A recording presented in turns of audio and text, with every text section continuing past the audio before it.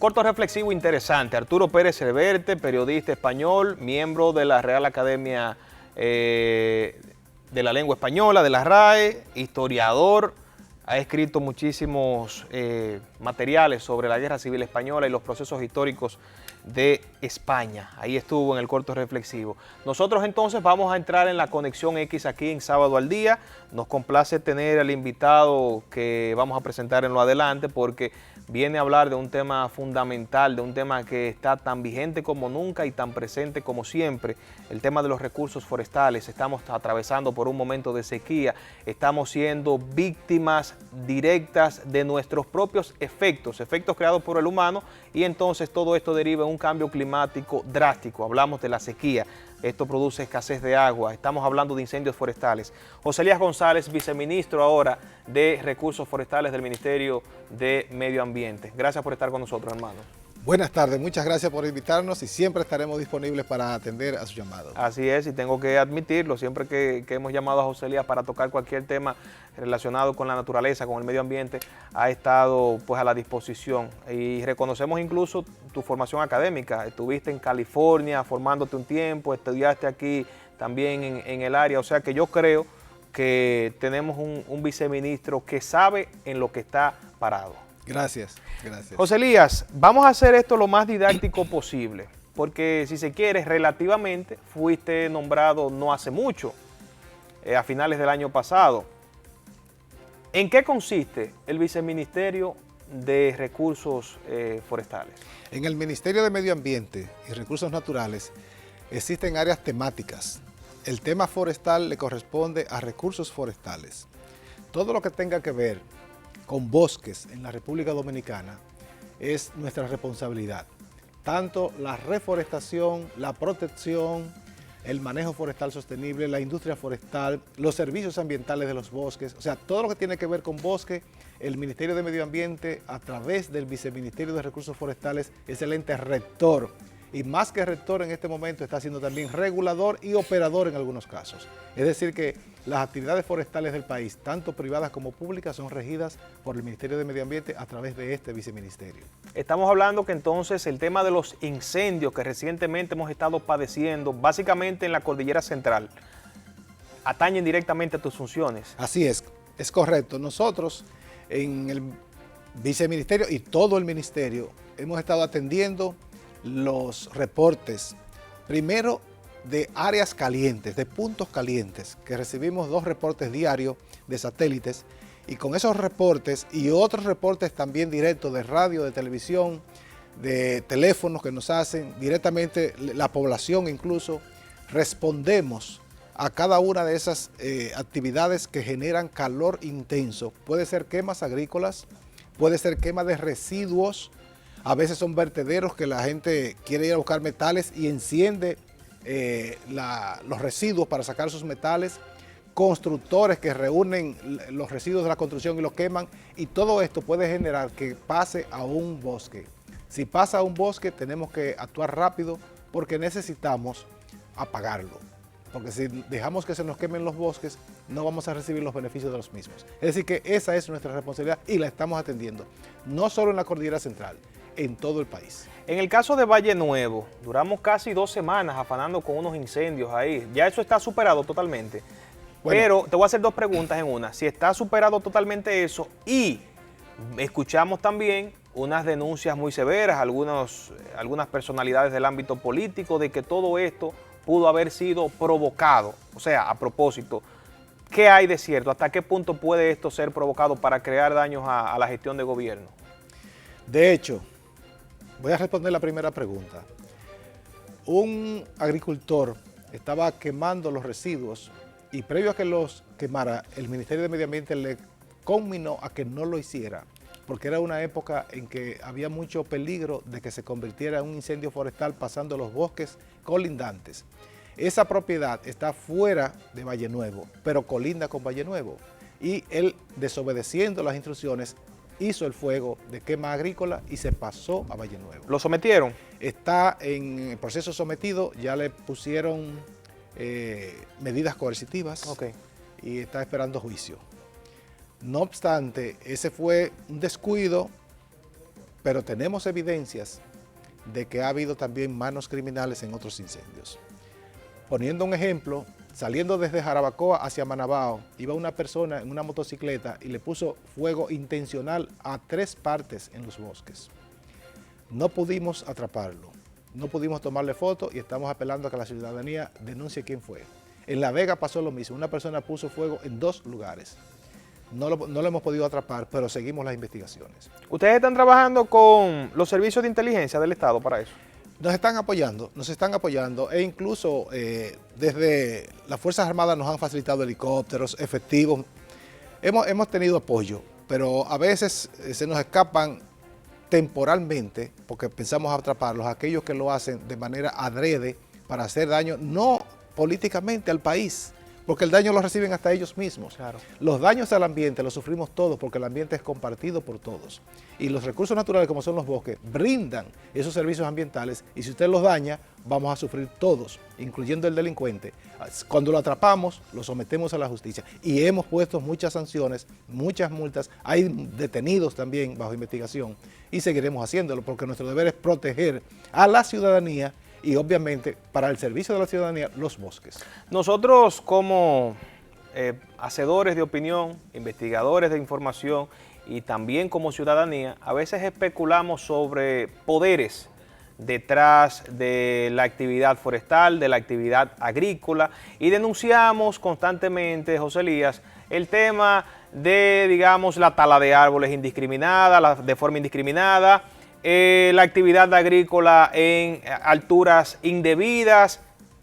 ¿Con qué te encontraste cuando llegas al Viceministerio de Recursos Forestales? ¿Qué tan real es esa realidad que nosotros hemos venido hablando, denunciando, imaginando a lo largo de los años?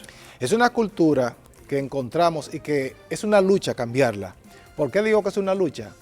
Hay conceptos equivocados en una gran parte de la población. Pensar que un camión que lleva madera ya es un delincuente, eso es un error. Hay propietarios de terrenos que no eran bosques, que plantaron árboles, que se convirtió en bosque y que se le emitió un certificado de plantación con derecho a corte y que 30 años después va a aprovechar ese bosque. Si corta un árbol, ¿lo acusamos de delincuente? No, señor. Esa persona ha contribuido a que haya más bosques. Aquel que tiene un bosque natural y lo está manejando de manera sostenible es una persona que apoya a la sociedad. Ahora, aquel que destruye el bosque, que hace un cambio de uso del terreno, terrenos de vocación forestal y lo convierte a ganadería, a agricultura o a otros usos, ese es el que nosotros tenemos que enfrentar, no aquel que maneja su bosque o su plantación, porque desmotivamos a parte de la población a invertir en el sector forestal.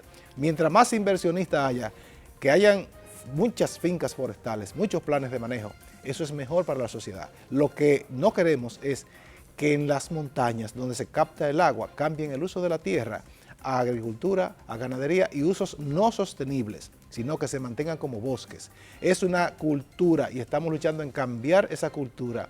Cuando yo digo esto, a veces la gente me mira extraño, pero ya eso ha sido estudiado en muchos países. Están apoyando a los empresarios. Sí, eso ha sido estudiado y en nuestro país también y se ha demostrado en todos estos incendios. En una sola finca forestal bajo manejo hubo un incendio y solo quemó 3 tareas, porque el propietario lo apagó inmediatamente. El bosque manejado de fincas privadas tiene más dolientes que los demás bosques. Es decir, que esos son aliados de la sociedad y de nosotros como ministerio porque cuidan y protegen el recurso. Cambiemos la cultura, apoyemos a aquel que quiere plantar árboles como negocio, como protección, para brindar servicios ambientales, apoyémoslo. Es un cambio de cultura que no es fácil, lo entiendo, por eso es lo que hemos encontrado, que hay que hacer un cambio de cultura con educación ambiental. Pero reitérale que todo eso es bajo manejo y supervisión del Ministerio de Medio Ambiente, porque ahorita vienen 2 o 3 y se emocionan y, pero José Elías dijo que podemos cortar, eso es bajo manejo. Eso lleva un proceso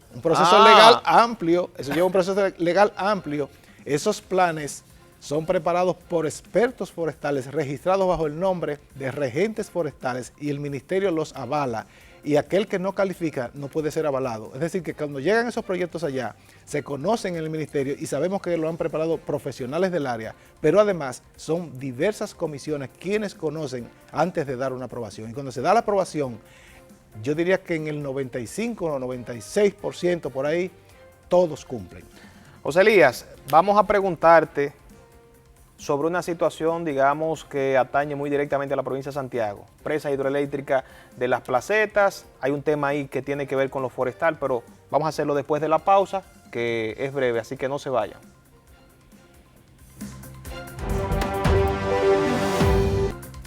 Conversamos con José Elías González, viceministro de Recursos Forestales del Ministerio de Medio Ambiente. José Elías, nos fuimos a la pausa con una pregunta. Recientemente se emitió una decisión de la Cámara Civil y Comercial respecto a la presa hidroeléctrica de Las Placetas que pretende construir la empresa de generación hidroeléctrica EGI. Ha habido un amplio rechazo por muchos sectores a esta situación y a pesar de esa sentencia, podemos pensar que es como aquello donde se dice que no importa que sea el Tribunal del Cielo que emita la sentencia, la gente está inconforme. Pero también hemos visto un Ministerio de Medio Ambiente como que no se ha pronunciado sobre el tema. ¿Qué es lo que está pasando? ¿Hay estudio ambiental sobre el tema de la placeta, de la hidroeléctrica de la placeta? ¿Cuál es la realidad desde el punto de vista de José Elías González? Tal como dije al principio de esta intervención, tenemos áreas temáticas y nos dividimos los temas. Aunque a veces nos reunimos todos, como en casos como ese, en un comité de validación, donde se conocen ya todos los informes para poder aprobar o no un proyecto de esa magnitud. Pero ¿qué ocurre? Las presas en todo el mundo son polémicas. La gente necesita agua para consumo humano, para riego, pero las presas tienen impactos ambientales, unos positivos, otros negativos. Y siempre hay una parte de la población que rechaza la construcción de presas hidroeléctricas y siempre hay una población que dice que necesita las presas hidroeléctricas. Cuando los impactos de una presa negativos sobrepasan los positivos, el Ministerio de Medio Ambiente y cualquier autoridad la va a negar. Cuando la población en general vea que se aprueba es porque los impactos positivos de la misma van a sobrepasar a los negativos y va a ser socialmente aceptable, buena y rentable.